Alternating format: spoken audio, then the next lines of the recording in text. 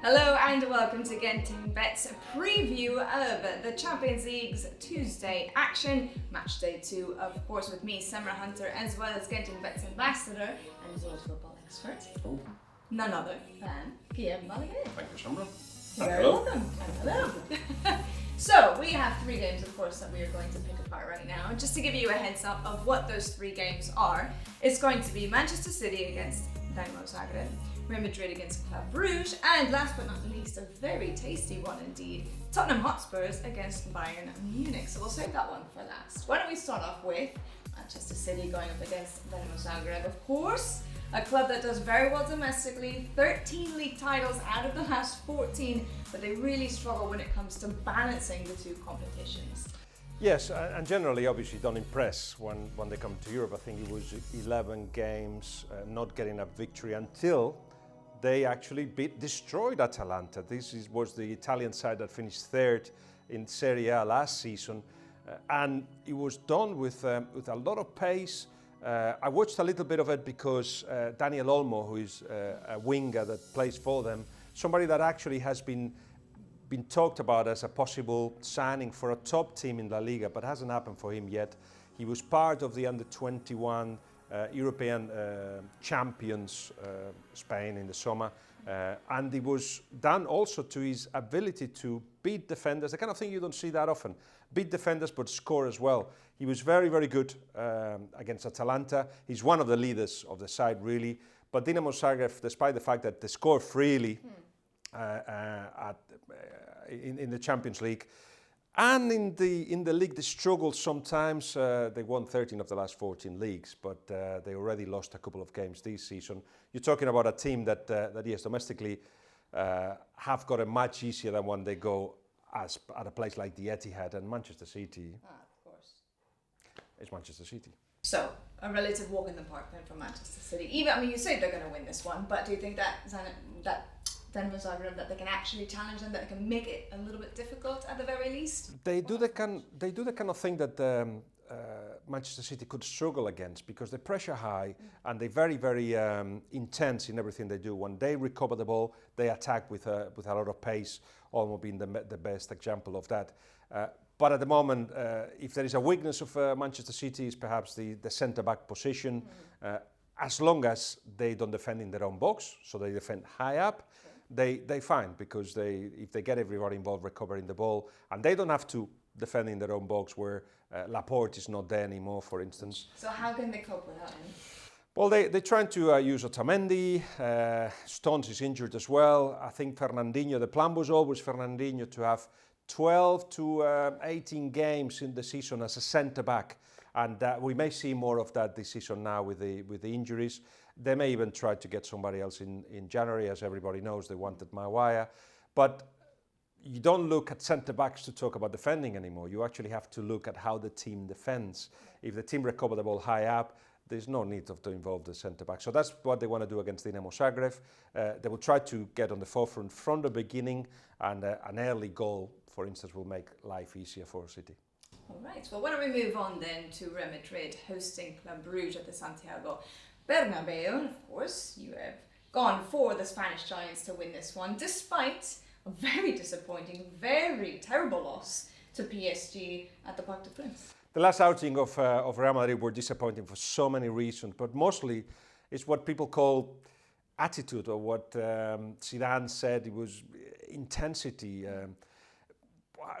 How do you really define that? It really is just the fact that when you don't have the ball, you just don't want it bad enough back. And when you have the ball, you have to be more aggressive with it. And there was none of that against PSG. It's been an up and down season for them, because after that they go and beat Sevilla, and of course there's more games. There has been more games in La Liga. So you're talking about a team that right now is focusing, trying to get the best performances in a very busy period. And with Real Madrid, what you've got is that they identify very quickly. This is one thing that is very Real Madrid-like. They identify very quickly the problems, and they just got and adjusted. So the thing they've done is certainly to realize that, okay, we haven't got Cristiano. It's taken them a while to realize that. Right. But we haven't got Cristiano. We have to all work as a team, as a unit, to do all these things that you're supposed to do, attacking and defending, be together, of course, so when you lose the ball, you're there to recover it. And when you're defending, even if it's lower block, as they did, for instance, against Sevilla, they don't have to do big, intense work or long runs to defend, just there. And then somebody comes out and pressures the man on the ball, then it comes back. That kind of thing, small runs. Super better. Gareth Bale and Eden Hazard coming back, tracking back, defending, which is not something that we would typically see from the Welshmen, as an example in that game. So really solid block from top to back. And of course, very Real Madrid-like. They win whenever you least expect them to. And then they don't win whenever you expect them to. So. Yeah, but I think having realised their weaknesses and applying strength to make sure that they hide the weaknesses is one of the main strengths. So they actually seem to have done that, in which case you have to back them. You have to say, right now against Brugge, they're going to win. There's not going to be surprises, as in earlier parts of the season you may have thought, well, they just don't know. You don't know how they're playing. Well, now you know. They're almost playing like a small team. They work very hard. And Zidane also seems to have finally his starting 11, more or less, that he wants to work with as well too. So we have a very clear idea of what we're getting from Real Madrid. Why don't we move on then to Tottenham Hotspurs against Bayern Munich? Now, it'd be very interesting to know what you guys think, but he thinks that it's going to be Tottenham Hotspurs to take this one. It was hard to decide, because you look at it and you think Bayern are playing well. I mean, they drew against Hertha Berlin at the beginning of the season, the first game at home. And a recently promoted team for the first time ever. There you are. In the Bundesliga as well. So you're talking about a Bayern that at the beginning was, maybe not sure how to adapt the new players, and all of a sudden you've got a team that's scoring for 4, and I think it's 14 goals in 4 games, with Lewandowski scoring 11 in 7. Completely unleashed. Completely unleashed. Perisic scoring, Coutinho scoring as well, with Lucas Hernandez and Pavard down the wings, adding a lot of energy, a lot of power.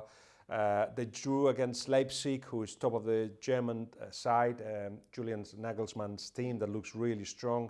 So they know how to beat most teams, or at least how to compete when they cannot beat teams. Right. But this is Spurs, and I think it's going to be a season of up and downs, a season where you least expect it, they're going to come out with something. And right now, you're talking about a side that go ahead and then drop points. Yes. Go ahead 2-0 against Olympiacos in the Champions League, against Arsenal, and drop points, or start scoring against Leicester and then they lose.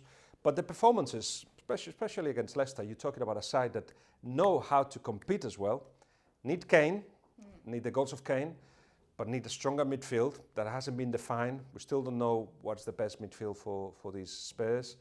But I just feel that when you've got doubts about the long run, the marathon, the league, a competition like the Champions League can galvanize efforts and energies, and all of a sudden everybody will be at their best, I feel. And especially at home, they may actually surprise and beat Bayern Munich. Maybe. But I will say that one of my biggest concerns for Spurs is the fact that Harry Kane takes on so much. He has so much mileage in his legs over the last few years. He is scoring goals, but at some point he may start slowing down, and he doesn't have a real replacement for him to back him up whenever he needs it. You know what? When Kane has been missing, Son has stepped up. We still need to see a better Dele Alli, perhaps. Lucas Moura stepped up as well. So it's not a disaster if, for whatever reason, he doesn't perform, because there are still quality around him, and more quality than ever as soon as Lo Celso, for instance, comes back into the side, and Sessegnon makes an impact as well.